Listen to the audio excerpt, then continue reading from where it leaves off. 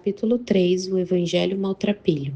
Depois de ler o Evangelho de Lucas inteiro pela primeira vez, certa adolescente disse: Oba, tipo, Jesus tinha uma tremenda queda radical por maltrapilhos. Essa jovem chegou a uma conclusão importante. Jesus gastava uma porção disparatada de seu tempo com gente que é descrita nos evangelhos como pobres, cegos, coxos, leprosos, famintos, pecadores, prostitutas, cobradores de impostos, perseguidos, marginalizados, cativos, possuídos por espíritos imundos, todos os oprimidos e sobrecarregados, a ralé que não tem qualquer conhecimento da lei, multidões pequeninos, menores, últimos e ovelhas perdidas da casa de Israel. Resumindo, Jesus vivia constantemente com os maltrapilhos. Obviamente, o seu amor pelos fracassados e insignificantes não era um amor exclusivo. Isso meramente substituiria um preconceito de classe por outro. Ele se relacionava com afeto e compaixão com gente das classes média e alta, não por causa de suas conexões familiares, respaldo financeiro, inteligência ou presença na coluna social, mas porque eles também eram filhos de Deus. Embora nos evangelhos o termo pobre englobe todos os oprimidos que dependem da misericórdia de outros, ele se estende também àqueles que confiam inteiramente na misericórdia de Deus e aceitam o evangelho da graça, os pobres de espírito, como lemos em Mateus 5, verso 3. A preferência de Jesus por gente de menor envergadura e sua parcialidade em favor dos maltrapilhos é fato irrefutável na narrativa do Evangelho. Como disse o filósofo francês Maurice Blondel, se você quer realmente compreender um homem, não apenas ouça o que ele diz, mas observe o que ele faz. Um dos mistérios da tradição do Evangelho é essa estranha atração de Jesus pelos que não tinham nada de atraente, esse estranho desejo pelos que não eram em nada desejáveis, esse estranho amor pelos que não tinham nada de amável. A chave desse mistério é, naturalmente, Abba. Jesus faz o que ele vê o Pai fazendo. Ele ama aqueles que o Pai ama. Em sua resposta à pergunta dos discípulos sobre quem é o maior no reino dos céus, Jesus aboliu qualquer distinção entre elite e ralé na comunidade cristã. Mateus 18, do 2 ao 4 diz: E Jesus, chamando uma criança, colocou-a no meio deles e disse: Em verdade vos digo que se não vos converterdes e não vos tornardes como crianças, de modo algum entrareis no reino dos céus. Portanto, aquele que se humilhar como essa criança, esse é o maior do reino dos céus. Jesus vai ao cerne da questão quando faz a criança se sentar em seu colo. Ela não tem consciência de si mesma, é incapaz de fingir. Lembro-me da noite em que o pequeno John Dyer, com 3 anos de idade, bateu na nossa porta, flanqueado pelos seus pais. Olhei para baixo e disse: Ei, John, que bom ver você. Ele não olhou nem para a esquerda nem para a direita. Seu rosto estava rígido como uma pedra. Ele cerrou os olhos com o cintilar apocalíptico de uma arma apontada. Onde estão os biscoitos? Ele exigiu. O reino pertence a pessoas que não estão tentando fazer gênero nem impressionar ninguém, muito menos elas mesmas. Elas não estão planejando o que podem fazer para chamar atenção para si mesmas. Não estão se preocupando com a forma como seus atos serão interpretados ou se perguntando se ganharão estrelas douradas pelo seu comportamento. 20 séculos depois, Jesus fala incisivamente ao asceta presunçoso preso ao narcisismo fatal do perfeccionismo espiritual. Aqueles de nós pegos em flagrante, vangloriando-se de suas vitórias na vinha. Aqueles de nós que choramingam e pavoneiam suas fraquezas humanas e defeitos de caráter. A criança não tem de lutar para alcançar uma posição de onde poderá se relacionar favoravelmente com Deus. Ela não tem de projetar modos engenhosos de explicar a sua posição para Jesus. Ela não tem de criar um rosto aceitável para si mesma. Ela não tem de atingir qualquer estado de sentimento espiritual ou de compreensão intelectual. Tudo o que ela tem de fazer é aceitar com alegria os biscoitos, a dádiva do reino.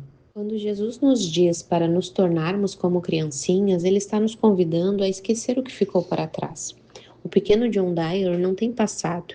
O que quer que tenhamos feito no passado, seja bom ou mal, grande ou pequeno, é irrelevante para a nossa condição diante de Deus hoje. É apenas agora que estamos na presença de Deus. O significado de viver em fidelidade ao momento presente, sem retroceder ao passado ou antecipar o futuro, é maravilhosamente ilustrado pela história de um monge que estava sendo perseguido por um tigre feroz. Ele correu até a beirada de um despenhadeiro, olhou para trás, viu o tigre rugindo e pronto para dar o bote.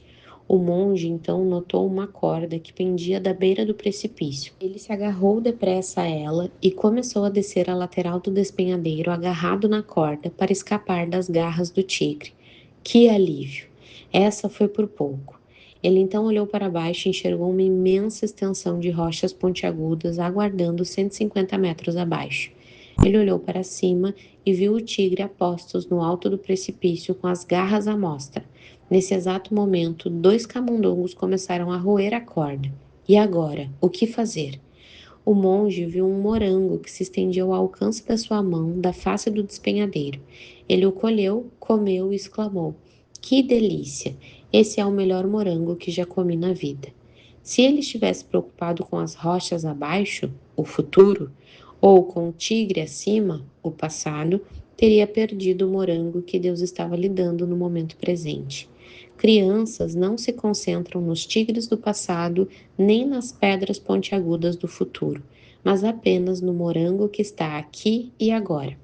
O apóstolo Paulo captou em toda a sua extensão o significado do ensino de Jesus de tornar-se como uma criancinha. Servindo como porta-casacos durante o apedrejamento de Estevão e como líder-chave na chacina dos cristãos, Paulo poderia muito bem ter se tornado um caso patológico se tivesse se concentrado no seu passado pré-cristão. Ele, porém, escreve em Filipenses 3,13: Uma coisa eu faço, esqueço aquilo que fica para trás e avanço para o que está na minha frente. Quaisquer realizações do passado que possam ter nos trazido honra, quaisquer desgraças passadas que nos façam curar de vergonha, foram todas crucificadas com Cristo e não existem mais, exceto nos recessos da eternidade, onde o bem é exaltado em glória e o mal é misteriosamente estabelecido como parte de um bem maior. Se queremos captar em toda sua força o ensino de Jesus aqui, é importante que lembremos a atitude judaica com relação às crianças na Palestina do primeiro século. Hoje em dia, nossa tendência é idealizar a infância como a felicidade da inocência, da despreocupação e da fé singela. Mas no tempo do Novo Testamento, as crianças não eram consideradas de qualquer importância e mereciam pouca atenção ou favor. Crianças naquela sociedade não tinham status algum, simplesmente não se contavam. A criança era encarada com escárnio. Para o discípulo de Jesus, tornar-se como uma criancinha significava a disposição de aceitar-se de pouca monta e ser considerado sem importância. A criancinha, que é a imagem do reino, é símbolo daqueles que ocupam as posições mais inferiores na sociedade: os pobres e oprimidos, os mendigos, as prostitutas e os cobradores de impostos. As pessoas que Jesus com frequência chamava de pequeninos ou de últimos. A preocupação de Jesus era que esses pequeninos não deveriam ser desprezados ou tratados como inferiores. Mateus 18,10 diz: Vede, não desprezeis a qualquer destes pequeninos. Ele estava muito consciente do sentimento de vergonha e de inferioridade deles, e por causa da sua compaixão, eles eram, a seus olhos, de valor extraordinariamente grande. No que lhe dizia respeito, eles não tinham nada a temer. O reino era deles. Lucas 12:32 nos ensina: Não temais, ó pequenino rebanho, porque vosso Pai se agradou em dar-vos o reino. Jesus concedia a esses desdenhados pequeninos um lugar privilegiado no reino e apresentava-os como modelos a seus candidatos a discípulos. Eles deveriam aceitar o reino do modo que uma criança aceita a sua mesada. Se as crianças eram privilegiadas, não eram porque haviam feito de modo a merecer o privilégio, mas simplesmente porque Deus se agradou desses pequeninos que os adultos desprezavam. A misericórdia de Jesus fluía em direção a eles apenas por graça imerecida e divina preferência. O hino de júbilo registrado em Lucas remete ao mesmo tema. Graças te dou, ó Pai, Senhor do céu e da terra, porque ocultaste essas coisas dos sábios e instruídos e as revelaste aos pequeninos.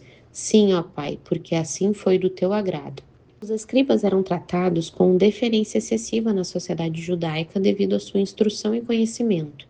Todos os honravam por causa de sua sabedoria e inteligência. Os pequeninos, do grego naipoi, que significa criança de colo, eram a figura usada por Jesus para se referir aos ignorantes e sem instrução. Ele está dizendo que o evangelho da graça foi revelado e apreendido pelos incultos e ignorantes, em vez dos sábios e inteligentes. Por essa razão, Jesus dá graças a Deus. Os bebês de colo estão na mesma condição das crianças. A graça de Deus recai sobre eles porque são criaturas insignificantes, não por causa de suas boas qualidades. Embora possam se conscientizar de sua irrelevância, isso não significa que lhes serão concedidas revelações. Jesus atribui expressamente a felicidade deles ao bom prazer do Pai, a eudoquia divina. As dádivas não são determinadas pela menor qualidade ou virtude pessoal, são pura liberalidade. De uma vez por todas, Jesus desfere um golpe mortal em qualquer distinção entre a elite e o povo comum na comunidade cristã. Uma luz adicional é lançada sobre o evangelho maltrapilho pelo privilégio do pecador. Como já mencionei, Jesus está sentado à mesa na casa de Levi. Os escribas e fariseus apoquentam-se por associar-se a maltrapilhos. Jesus diz a eles: Vim chamar os pecadores, não os justos. Os pecadores aos quais Jesus direcionou seu ministério não eram aqueles que escapam das devocionais matinais ou faltam à igreja no domingo. Seu ministério era com aqueles que a sociedade considerava pecadores de verdade.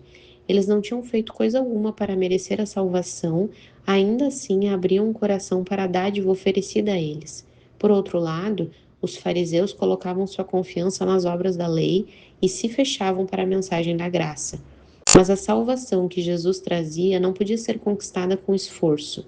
Não teria como haver qualquer barganha com Deus numa atmosfera mesquinha de mesa de pôquer. Eu fiz isso, agora você me faz aquilo. Jesus destrói por completo a noção jurídica de que nossas obras merecem qualquer pagamento em troca. Nossas insignificantes obras não nos dão direito de regatear com Deus. Tudo depende do seu bom prazer. Lembro-me de uma carta enviada muitos anos atrás ao editor de uma revista nacional evangélica por um sacerdote católico envolvido ativamente no ministério evangelístico. Ele protestava veementemente contra a foto e a reportagem de capa sobre Francis McNutt, também um sacerdote católico com um ministério de cura ao redor do mundo.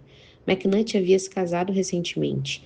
A carta exigia saber por que um artigo anterior a respeito dele, o autor da carta, havia sido relegado ao final da revista e sem uma fotografia. Ele havia permanecido celibatário ao longo de todos esses anos e havia recebido tratamento de segunda classe, enquanto McNutt, que havia desobedecido ao Papa e abandonado a batina, havia se atribuído status de superastro. O autor da carta considerava a coisa toda grosseiramente injusta.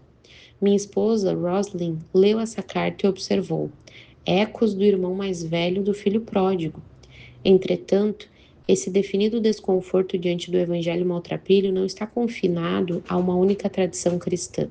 Dentro de todas as denominações e persuasão não denominacional, os cristãos estão tentando conquistar o favor de Deus, mergulhando num número maior de atividades espirituais, multiplicando altares e sacrifícios, fazendo contribuições de caridade, dilatando o tempo de oração formal e envolvendo-se num maior número de organizações relacionadas à igreja. É necessário um cuidadoso discernimento aqui. A evidência em favor de disposição, sinceridade e esforço é considerável. O modo de vida cristão é pio, adequado e correto. O que então está faltando? Ele ou ela não se renderam ainda à graça de Cristo. O perigo em nossas boas obras, investimentos espirituais e em todo o resto é de que podemos construir uma imagem de nós mesmos em que acabamos estabelecendo o nosso valor próprio. A complacência conosco substitui então o puro deleite do amor incondicional de Deus. Nosso esforço transforma-se na ruína do evangelho maltrapilho. Em lugar algum no Novo Testamento, a posição privilegiada dos fracassados, dos Zés Ninguém e dos desclassificados à margem da sociedade é revelada de forma mais dramática do que no ministério de Jesus de compartilhar refeições com eles. Hoje em dia é drasticamente impossível avaliarmos o escândalo representado pela comunhão de Jesus à mesa com aqueles pecadores.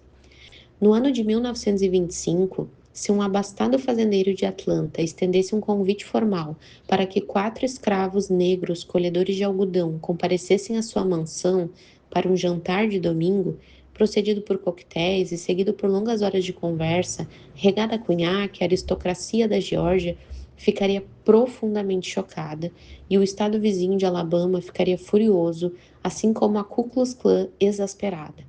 Há 60 ou 70 anos, no sul dos Estados Unidos, o sistema de castas era inviolável, a discriminação social e racial inflexível e a indiscrição tornava a perda de reputação inevitável. No judaísmo da Palestina, do primeiro século, o sistema de classes era colocado em vigor à risca. Era legalmente proibido se misturar com pecadores à margem da lei. Sentar-se à mesa com mendigos, cobradores de impostos, traidores da causa nacional, porque coletavam impostos do seu próprio povo para Roma, a fim de ganharem uma comissão, e prostitutas era tabu religioso, social e cultural. Infelizmente, o significado do compartilhar de refeições está em grande parte perdido na comunidade cristã dos nossos dias. No Oriente Médio, compartilhar de uma refeição com alguém é uma garantia de paz, confiança, fraternidade e perdão. A mesa compartilhada representa a vida compartilhada. Para um judeu ortodoxo, dizer gostaria de jantar com você é uma metáfora que implica em gostaria de iniciar uma amizade com você. Até mesmo hoje, um judeu americano compartilhará sem problemas com você de um café com rosquinhas, mas estender um convite para jantar equivale a dizer: venha para meu Mikdash Miat, o santuário em miniatura da mesa na minha sala de jantar, onde celebraremos a mais sagrada e bela experiência que a vida proporciona, a amizade. Foi isso que Zaqueu ouviu quando Jesus chamou-o a descer do sicômoro, e é por isso que as companhias com que Jesus compartilhava suas refeições provocaram comentários hostis desde o primeiro momento do seu ministério. Não escapou à atenção dos fariseus a intenção de Jesus de manter amizade com a ralé. Ele não estava apenas violando a lei, estava destruindo a própria estrutura da sociedade judaica. Lucas 19:7 diz: todos os que viram isso murmuravam, dizendo que ele se hospedara com homens pecadores. Mas Zaqueu, não tão preocupado com a respeitabilidade, transbordou de alegria.